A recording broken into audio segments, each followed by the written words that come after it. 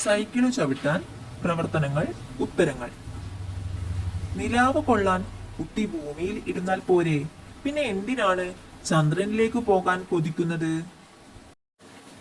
കവിതയിൽ കുട്ടി ചന്ദ്രനിലേക്ക് പോകാൻ ആഗ്രഹിക്കുന്നതിന്റെ പ്രധാന കാരണം നിലാവ് കൊള്ളാനാണെന്ന് വ്യക്തമാണ്. എന്നാൽ ഭൂമിയിൽ നിന്ന് നിലാവ് കൊള്ളാൻ സാധിക്കുമെങ്കിലും ചന്ദ്രനിൽ പോയി നിലാവ് കൊള്ളുന്നത് ഒരു പുതിയ അനുഭവവും സാഹസികവുമായാണ് കുട്ടി കാണുന്നത്. ചന്ദ്രൻ എന്നത് കുട്ടിയുടെ ഭാവനയിൽ ഒരു സ്വപ്ന ലോകം പോലെയാണ്. അവിടെ പോയി നിലാവ് കൊള്ളുന്നത് ഒരു പ്രത്യേക സന്തോഷം നൽകുന്ന കാര്യമായിട്ടാണ് കവിതയിൽ ചിത്രീകരിച്ചിരിക്കുന്നത്. ഇത് കേവലം നിലാവ് കൊള്ളൽ എന്നതിലുപരി ചന്ദ്രന്റെ ഭംഗി നേരിട്ട് ആസ്വദിക്കാനും അവിടുത്തെ അനുഭവങ്ങൾ സ്വന്തമാക്കാനുമുള്ള കുട്ടിയുടെ ആഗ്രഹത്തെയാണ് സൂചിപ്പിക്കുന്നത്.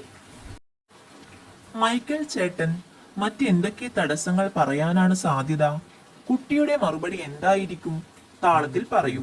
ഇതാണ് അടുത്ത ക്വസ്റ്റ്യൻ. മൈക്കൽ ചേട്ടൻ: അങ്ങനെയെങ്കിൽ വേഗത്തിൽ ചന്ദ്രനിലെത്താൻ നിനക്കൊരു റോക്കറ്റ് വേണം. അതിനായി പണം എവിടെ? ചെലവേറിടുമല്ലോ മോനെ. കുട്ടിയുടെ മറുപടി: ചെലവോ? അതിനെന്താ മൈക്കിൾ ചേട്ടാ? എന്റെ സൈക്കിൾ വേഗത കൂട്ടും. ഇന്ധനമൊന്നും വേണ്ടാത്തൊരു വണ്ടി.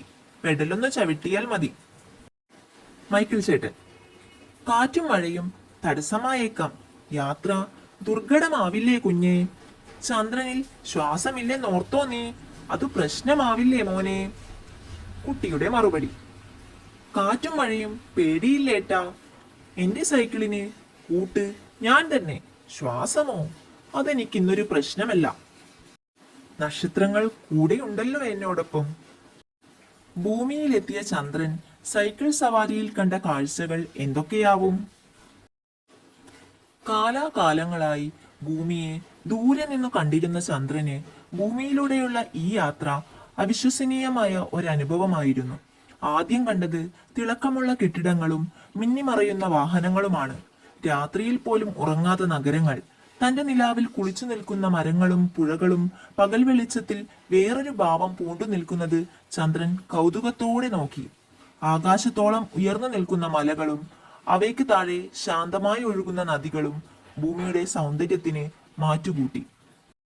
ഗ്രാമങ്ങളിലൂടെയുള്ള യാത്രയിൽ പാടങ്ങളിൽ കുന്നുകൂടിയ നെല്ലും വയലുകളിൽ ജോലി ചെയ്യുന്ന മനുഷ്യരും കളിച്ചു ഓടുന്ന കുട്ടികളും ചന്ദ്രനെ അതിശയിപ്പിച്ചു. മനുഷ്യർ എത്രമാത്രം അധ്വാനിക്കുന്നു, എന്നിട്ടും അവർക്കിടയിൽ നിറയുന്ന സന്തോഷം. പൂന്തോട്ടങ്ങളിൽ വിരിഞ്ഞു നിൽക്കുന്ന പൂക്കളും അവയ്ക്ക് ചുറ്റും പാറിപ്പറക്കുന്ന പൂമ്പാറ്റകളും വർണ്ണക്കാഴ്ചയുടെ മായാജാലം തീർത്തു. കടലിന്റെ ഓളങ്ങൾ സൈക്കിൾ ചക്രങ്ങൾ പോലെ ഒന്നിനു പുറകെ ഒന്നായി തീരത്തേക്ക് അണയുന്നത് കണ്ടപ്പോൾ ചന്ദ്രൻ അത്ഭുതപ്പെട്ടു. പക്ഷികളുടെ കളകൂജനങ്ങളും കാടിന്റെ നിശബ്ദതയും പ്രകൃതിയുടെ താളത്തെ അവന് ഓർമ്മിപ്പിച്ചു. രാത്രിയിൽ ഭൂമിയെ പ്രകാശമയമാക്കുന്ന വെളിച്ചങ്ങൾ, പല പല നിറങ്ങൾ, വിവിധതരം ജീവികൾ, ഇവയെല്ലാം ചന്ദ്രനെ അതിശയിപ്പിച്ചു. താൻ ദൂരെ നിന്ന് മാത്രം കണ്ടിരുന്ന ഭൂമി എത്രമാത്രം സജീവവും വർണ്ണാഭവുമാണെന്ന് അവൻ തിരിച്ചറിഞ്ഞു. ഈ യാത്ര ചന്ദ്രന് ഭൂമിയെക്കുറിച്ചുള്ള കാഴ്ചപ്പാടുകൾ മാറ്റിമറിച്ചു. കേവലം ഒരു ഗ്രഹത്തിനപ്പുറം ജീവൻ തുടിക്കുന്ന വൈവിധ്യമാർന്ന മനോഹരമായ ഒരു ലോകമാണ് ഭൂമിയെന്ന് ചന്ദ്രന് മനസ്സിലായി.